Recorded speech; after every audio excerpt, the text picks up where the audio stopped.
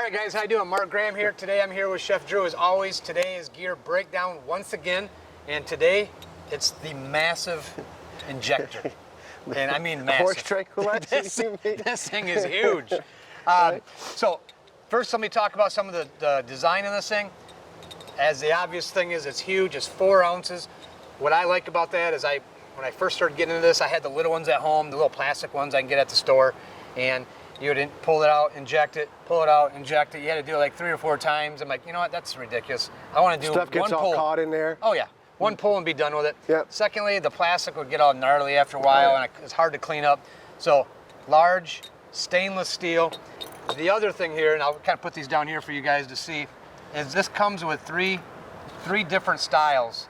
So for me, I use the one in the middle there, the large one, because I like to use like larger flaked things in my injection. Yep. But again, we have all 3 different styles. It also comes with some spare O-rings. My other one did not, so once those ripped and tore, I was done.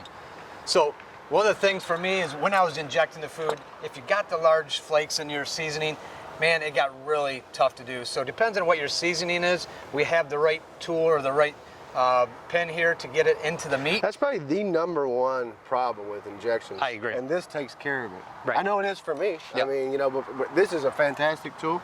But for example, in this, which we'll talk about in a second, we've got some of our rub in here.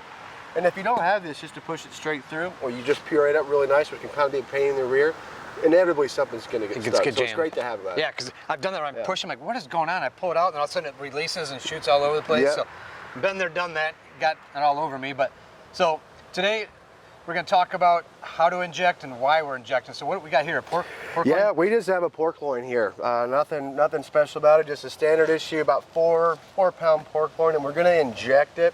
And eventually we're going to inject it. Guys, you can reference this at grillagrills.com under our recipe section. I put together a very, very simple pork marinade. You can take this and run with it. I did it simple on purpose. Just kind of a baseline. So I've got some apple cider vinegar in here, some apple cider vinegar, some apple cider, some Worcestershire sauce, about 3 to 4 tablespoons of melted butter. It's really nice to inject these lean meats with some extra fat inside, okay? So I have some butter in there. And also just a little bit of our all-purpose rub, which we're gonna season the outside this when it goes on the smoker. And guys, what I always say, if you're gonna put something in here such as a rub, I don't try to get fancy. Whatever I'm seasoning the outside of this meat with, in this case our AP rub, it's going right in my injection. Just nice and simple, guys. So without further ado, let's have a look at this thing, see how it works, all right? So we're just gonna stick it in here. And fill it up nice, slow. All right, guys, there's plenty. And there's a million ways you can do this, and I'm not gonna say there's a right or wrong because there's not. In this case, this is gonna go on our smoker fat side up, so I'm gonna season this from the inside fat side up. You can go on the sides here if you want to, this side or this side. In this case, I'm gonna go from the top, and because it's only about 4 pounds, I'm just gonna do 2 injections. No, I got you, yeah. So right in. One thing we don't want to do, guys, is go straight down, all right? We're going to go in from the side, making sure that we get all of the holes in, a gentle push. All right, guys? You can actually see it inflate a little bit. Yep, and we want to do that injection as we're pulling, all right? And it's going to come out just a little, and that's all right. All right, we got quite a bit in there. Let's try it again on this side, all the way in. And that's one thing I learned too. As you're pushing, and you got to pull it out, because otherwise it'll just make a big bubble, and it's going to come out as you mentioned. But you have to pull out because you're making that cavity. So as you're pulling out, and otherwise I've shot it and made a big old like pimple. And I pull out and it just shot right back out. Exactly. So then I learned as you inject, you pull out at the same time, keeping that 100%. Spread out. Especially going from the top. If you're going from the sides and you're going all the way in, because this will reach all the way in, as we can see if you really want it to. It's not as big of a deal. Yeah. It's from the top, exactly what you're saying is correct. And guys, just a couple of quick things about this. How you season the outside of your meat, you still need to season this, by the way. Depends solely on what you're putting in there. This has little to no salt in it, so we're gonna inject this. We're gonna season the outside of our meat exactly as we would if we hadn't injected it. We're gonna cook it at the same time, the same temperature, the same everything as if we had a non-injection, okay? And that's gonna remain constant no matter what you inject this with. Still wanna season the outside. Watch your salt depending on what you put in your injection fluid, okay? That's definitely gonna correlate with each other on how much you put on the outside. But when it goes on that smoker, guys, Same time, same temp, same everything. Okay, we're looking for the same things as you would if you hadn't injected it at all. So just a quick tip from me. This is a great product, super easy to use. I love it, and so yeah, it's just great. For me, I mean, the only things I inject, and I don't know what you do. I used to do it a lot in the beginning. I don't do it as much anymore. But I always love doing chicken, especially in the breast of the chicken. The legs and thighs are pretty much, they got some good juices in them, but especially with the dry meats, pork loins, 100%. Pork butts. Pork butts are great. Briskets.